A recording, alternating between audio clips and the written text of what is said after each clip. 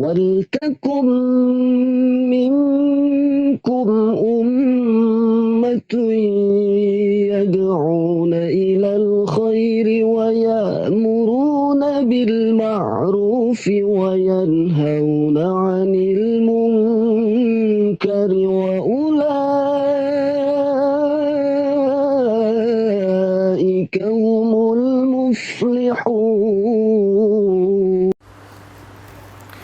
إن الحمد لله نحمده تعالى ونستعين به ونستغفره أشهد أن لا إله إلا الله ونشهد أن محمدا عبده ورسوله اللهم صل على هذا النبي الكريم وعلى آله وصحبه أجمعين كما صليت على إبراهيم وعلى آل إبراهيم اللهم بارك على هذا النبي الكريم وعلى آله وصحبه أجمعين كما باركت على إبراهيم وعلى آل إبراهيم في العالمين إنك حميد مجيد.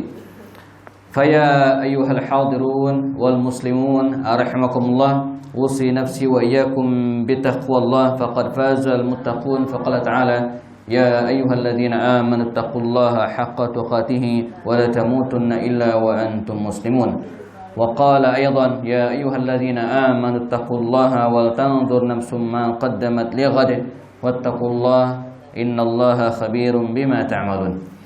Hadirin dan salat jamaah atau hadirin dan jamaah salat Jumat Masjid Al-Mi'raj rahimakumullah, kita bersyukur kepada Allah Subhanahu wa taala pada hari ini kita diberikan berbagai nikmat oleh Allah Subhanahu wa taala, nikmat iman, nikmat Islam, nikmat sehat, nikmat waktu luang, sehingga dengan berbagai nikmat tersebut Allah ringankan langkah kita menuju ke Masjid Al-Mi'raj ini untuk melaksanakan salat Jumat secara berjamaah. Kita berharap semoga Allah SWT yang memberikan atau mencatat semua langkah kita ke masjid ini dicatat oleh Allah Subhanahu wa taala sebagai kebaikan yang akan menambah pahala kita pada hari perhitungan kelak. Amin ya rabbal alamin. Hadirin dan jamaah rahimakumullah, sebagaimana yang kita fahami dan ketahui bahwa hari-hari ini kita masih dihebohkan oleh informasi dan berita seputar virus corona yang masih terus mewabah, bahkan sudah ditetapkan oleh PBB sebagai penyakit yang epidemi global ya, yang wabah bersifat internasional global, bukan hanya melanda 1-2 negara saja. Kalau kita perhatikan sudah tembus mungkin lebih dari 120.000 korban ya, yang berasal dari berbagai negara termasuk negara kita Indonesia, terus bertambah kasusnya. Pemerintahan Arab Saudi pun ya, sampai hari ini tetap menutup peluang untuk berangkat umroh ya, sampai tempo waktu yang tidak bisa dipastikan ya. Bahkan informasi terakhir ya, tidak ada informasi, bahkan setahun 2 tahun tidak ada informasi sama sekali. Mereka ingin mengcleankan tanah suci tersebut dari pendatang luar dulu, setelah diyakini bersih dan kemudian ditemukan sarana atau alat atau obat atau antivirus yang bisa mencegah penyebaran virus di kedua tanah suci tersebut, baru kemudian kemungkinan akan dibuka. Nah, hadirin rahimakumullah, sebagai muslim ya, kita harus menyikapi wabah ini dengan bijak ya. Waspada harus ya, harus, dan ini bagian dari usaha kita sebagai seorang muslim. Kita tidak boleh berputus asa dan menyerahkan kepada takdir ya, karena kita tidak tahu takdir kita berada di mana. Namun di sisi lain juga kita juga tidak boleh menjadi orang yang panik ya, sebagaimana kita lihat di beberapa video beberapa negara sampai mereka memborong tisu di sebuah pertokoan ya, memborong beras dan yang lainnya ya, terkesan sangat panik. Kita sebagai seorang muslim ya, tidak harus atau tidak boleh berlaku demikian. Harus tetap waspada di satu sisi, tapi juga di sisi lain kita juga harus tetap ya, mawas diri dan tidak panik. Nah, menarik janakumullah, dalam bentangan sirat nabawiyah dan sirat sahabat, sungguhnya kita menemukan hal-hal seperti ini, walaupun penyakit yang mungkin berbeda. Adalah di masa pemerintahan Umar bin Khattab Ya, sebagian mengatakan terjadi tahun ke-17 Hijriah, yang lain mengatakan ya tahun ke-18 Hijriah. Barangkali ya, terakhir atau terjadi ya, di akhir tahun ke-17 Hijriah dan masuk ke tahun 18 Hijriah. Sehingga sebagian ulama seperti Imam Ibnu Katsir dalam kitabnya mengatakan terjadi tahun ke-18 Hijriah. Namun ulama-ulama lain, misalnya Muhammad Husain Haikal dalam kitabnya menjelaskan tentang biografi Umar, justru disebutkan tahun ke-17 Hijriah. Peristiwa itu dialami oleh kaum muslimin khususnya, dan sebuah musibah merebak berawal dari kota Amwas, ya.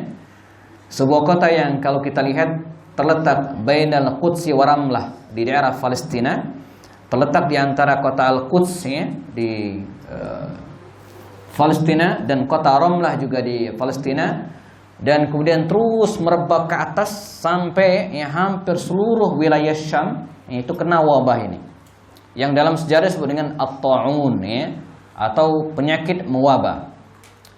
Imam Ibnu Hajar Al-Asqalani ya, sebagaimana dikutip oleh Dr. Ali Muhammad As-Salabi ketika menjelaskan peristiwa ini, kata beliau, penyakit tersebut adalah penyakit yang gampang sekali menular ya. Bentuknya seperti, atau gejala awalnya kata Ibnu Hajar, pecahnya pembuluh darah gitu ya di kulit, dan kemudian menyebabkan turunnya stamina fisik seseorang dan munculnya berbagai penyakit, dan sangat cepat, yang kemudian menyebabkan kematian ya. Wallahu alam sejenis penyakit apa kalau kita hubungkan dengan dunia hari ini, tapi demikianlah penyakit tersebut menyebar lewat udara dengan sangat cepat, kemudian menggerogoti tubuh manusia dengan sangat cepat sehingga dalam hitungan bulan segera meninggal dunia. Dan sebagian sejarawan kemudian menganalisa ya, barangkali ya, penyakit ini tidak bisa dipisahkan dengan kondisi wilayah Syam yang waktu itu dilanda perang baik antar kaum muslimin dan pasukan Romawi, di mana banyak sekali ditemukan jenazah-jenazah yang tak sempat dimakamkan lalu kemudian membusuk begitu saja ya, baik jenazah kaum muslimin ataupun jenazah pasukan Romawi pada waktu itu ya, khususnya di lembah-lembah yang berair ya. Ini kemudian menyebabkan ya, munculnya wabah penyakit tersebut. Nah, pertanyaan menariknya adalah apa yang dilakukan oleh Umar bin Khattab radhiyallahu anhu sebagai seorang khalifah yang berkuasa pada waktu itu. Pertama yang beliau lakukan jamaah ya, dan ini mesti ya, dicontoh oleh para pemimpin kita hari ini seharusnya, beliau tidak tinggal diam. Ya, dia tidak tinggal diam dan kemudian menunggu musibah tersebut berlalu, tidak.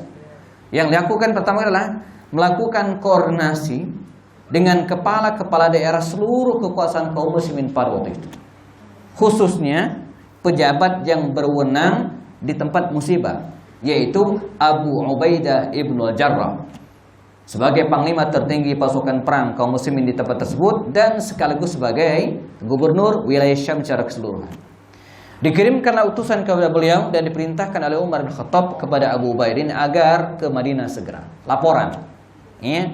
Nah, yang menarik ketika utusan itu datang ke Abu Ubaidah bin Jarrah, Abu Ubaidah bin Jarrah tahu bahwa Umar bukan hanya mengirimkan surat memintanya datang, sesungguhnya Umar itu ya ingin menyelamatkan dirinya ya. Karena khawatir Abu Ubaidah bin Jarrah itu tertular penyakit tersebut, maka dia buru-buru mengundangnya ke Madinah ya. Tapi seorang Abu Ubaidah bin Jarrah yang sangat bertanggung jawab terhadap rakyatnya ya, terhadap pimpinannya, mengirimkan surat kembali kepada Umar bin Khattab, ya Khalifah, mohon maaf kata beliau, saya tidak bisa memenuhi undanganmu ya, saya harus mendampingi rakyatku, saya tidak boleh meninggalkan mereka, saya harus menemani tentara-tentaraku. Dan demikian akhirnya Abu Ubaidah bin Jarrah tidak memenuhi panggilan Sayyidina Umar bin Khattab ke Madinah Al-Munawwarah. Wabah terus menjangkit. Maka akhirnya Sayyidina Umar bin Khattab diiringi oleh beberapa sahabat senior yang lain berangkat dari Madinah Al-Munawwarah jamaah menuju ke wilayah Syam, tempat berjangkitnya wabah tersebut. Tiba di antara wilayah Hijaz dan Syam, barangkali kalau kita lihat peta hari ini masuk daerah Yordania, barangkali perbatasan ya dengan wilayah Syam secara keseluruhannya. Umar kemudian ya dijemput ya oleh Abu Ubaidah bin Jarrah, sang gubernur tadi ya, dan berhentilah mereka memasang tenda sementara diskusi apakah sang khalifah akan masuk ke wilayah tersebut atau tidak. Agak alot diskusinya, tapi muncul pada kesimpulan akhirnya Umar bin Khattab memutuskan untuk kembali ke Madinah, tidak jadi masuk ke wilayah Syam. Kata Abu Ubaidah bin Jarrah, ya khalifah, ya, atafirru min qadarillah, apakah anda sepertinya ingin lari dari takdir Allah, menghindari penyakit tersebut dan tidak ingin masuk ke wilayah wabah? Kata Umar bin Khattab radhiyallahu anhu, saya kutipkan kalimatnya, kata beliau apa? Afirru min qadarillah ila qadarillah akhar. Ya, katanya, saya lari dari takdir Allah, menghindar dari takdir Allah ke takdir Allah yang lain. Ara'aita law kana laka ibil. Kata Umar, bagaimanakah menurutmu andai engkau punya ibil, punya serambangan unta, ya, punya hewan gembalaan unta. Habatat wadiyan lahu udwan, ya, yang engkau gembalakan, ya, di lembah lahu udwan, yang punya dua lembah, ya, ahaduhuma khasba wal ukhra jadba, di mana lembah tersebut yang satu kering, yang satu subur, ya, yang satu kering, yang satu subur. Alaysa an ra'aita al khasba biqadrillah, ya, wa in ra'aita al jadba biqadrillah ayat, ya. Kata Umar, andai engkau menggembalakan ternak tersebut di tempat yang kering dan atau di tempat yang basah, yang subur, dua-duanya takdir Allah.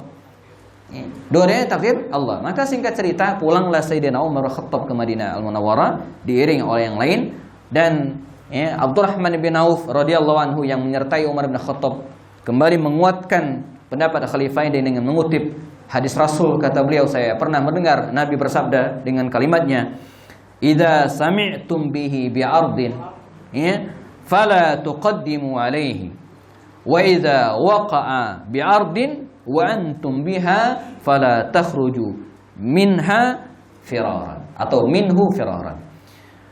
Kata Rasulullah SAW, ya, dalam sabdanya, idza sami'tum bihi bi'ardin, kalau kalian mendengar suatu wilayah dilanda musibah, fala tuqaddimu alaihi atau fala taqdumu alaihi, jangan kalian datang masuk ke tempat tersebut.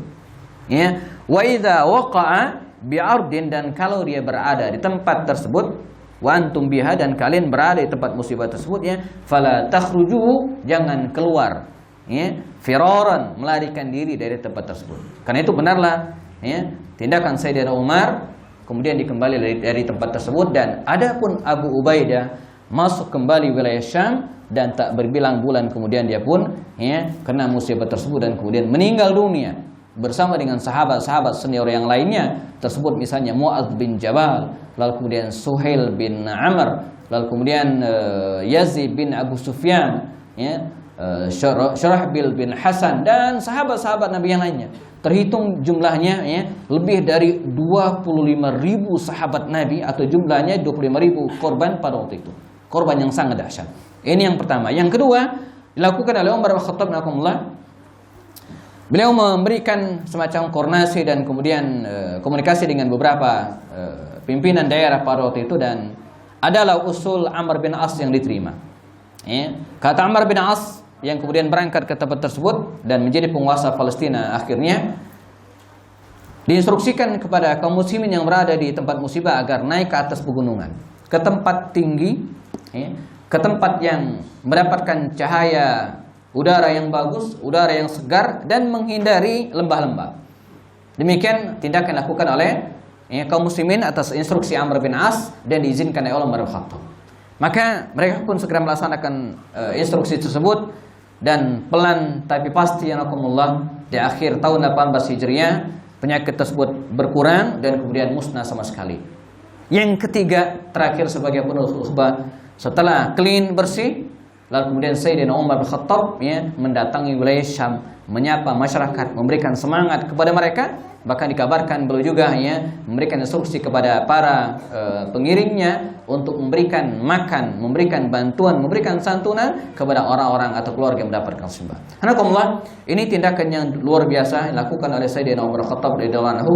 Kita yang berada di zaman hari ini dan tadi sampaikan, ya, berada di Indonesia yang negaranya negara, alhamdulillah, negara tropis, ya, negara yang cukup sinar mataharinya, kehangatan udara kita berkisar antara 23 sampai 30 derajat Celcius ya, bahkan beberapa kali menyentuh angka 35 sampai 38 derajat Celcius ya, cukup untuk membunuh ya, kuman atau virus tersebut ya. Namun demikian ya, kita tetap harus waspada dengan cara ya, rajin-rajin mencuci tangan ya, terutama ketika kita baru keluar dari rumah ya, terutama anak-anak kita ya. Kemudian menghindari sentuhan langsung kepada orang-orang yang dia khawatirkan, misalnya baru pulang dari luar negeri atau kemudian berada di rumah sakit asuhnya. Dan yang paling penting bagi kita adalah ya, penyakit tersebut akan menyerang orang-orang yang lemah imunitas tubuhnya. Kalau imunitas tubuh kita kuat ya, maka insya Allah ya, dengan izin Allah Subhanahu Wa Taala kita bisa bertahan. Karena itu ya, jaga kesehatan kita ya, cukupkan istirahat kita dan jaga makanan kita, sehingga ya, dengan izin Allah SWT dan takdirnya kita dihindarkan oleh Allah dengan atau dari penyakit tersebut. Barakallahu li wa lakum fil Qur'anil azim wa nafa'ani wa iyyakum bima fihi minal ayat wa dzikril hakim wa taqabbalallahu minni wa minkum tilawatahu innahu huwas samiul alim.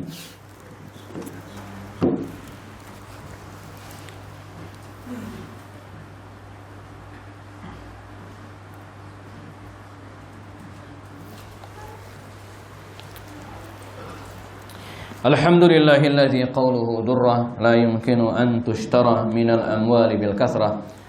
Fassalatu wassalamu ala rasulillahi dhi khisalin atirah wa ala alihi wa ashabihi al-bararah.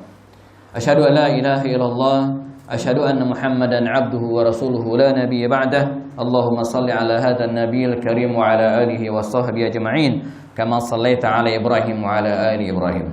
Allahumma barik ala hadzal nabiyil karim wa ala alihi wa sahbihi ajma'in kama barakta ala Ibrahim wa ala ali Ibrahim fil alamin innaka Hamidum Majid. Faya ayyuhal hadirun rahimakumullah, usi nafsi wa iyyakum bitaqwallah faqad fazal muttaqun. Faqala ta'ala ya ayyuhalladzina amanu taqullaha haqqa tuqatih wa la tamutunna illa wa antum muslimun. Wa qala aidan ya ayyuhalladzina amanu taqullaha wal tanzur nafsum ma qaddamat lighad wattaqullaha innallaha khabirum bima ta'malun. Jazakumullah. Kita sempurnakan khutbah yang kedua ini dengan bacakan doa. Karena doa adalah silahul mukmin ya, adalah senjata yang paling ampuh yang dimiliki oleh seorang mukmin. Semoga Allah SWT menghindarkan ya, menghindarkan diri kita dari berbagai penyakit berbahaya ya, baik diri kita ataupun keluarga kita dan masyarakat Indonesia secara umum ya.